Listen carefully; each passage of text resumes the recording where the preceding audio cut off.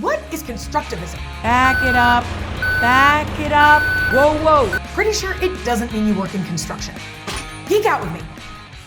Constructivism is one of the three major schools of thought in international relations. Constructivists, which is actually a word, believe that the world circles around the norms and identities of individuals and states, and they view the world as socially constructed. That sounds like gibberish, so let's break it down. What that means is a state's philosophies, values, institutions, geography, and history are ultimately what influence its decisions and interests. And constructivists believe that individuals make decisions based on their identity, meaning their culture, education, and background. This matters in international relations because understanding why a government or leader might make a certain decision is critical to understanding how you might respond to it. Take, for example, the US-North Korea relationship. The social relation of enmity between the United States and North Korea represents the intersubjective structure. Oh my world, this is an actual quote from a textbook. This is why we do these videos. If you look at how North Korea's regime and leadership value power and status over everything, then according to a constructivist, that would make North Korea behave the way it does toward the United States.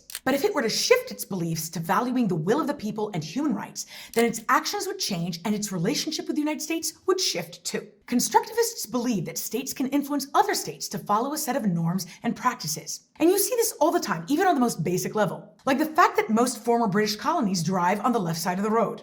That's a norm that was exported by their British colonizers. You also see it on a bigger scale, like when countries influence others to adopt human rights, or to clean up the environment, or change the way society perceives gender roles. Constructivists argue that states can have multiple identities that are socially constructed through interaction with other actors. This gets a little psychotherapy, but bear with me. They believe that identities are representations of an actor's understanding of who they are, which in turn signals their interests. So some theorists argue, for example, that the reason why Germany, despite the fact that it's a great power with a leading global economy, did not become a military power in the second half of the 20th century is because after Hitler and the Nazis' atrocities, German political identity shifted from militarism to pacifism. And finally, social norms are also central to constructivism. It means that constructivists behave based on what acceptable behavior and norms are for their states and people. So what do you think? Are you a constructivist?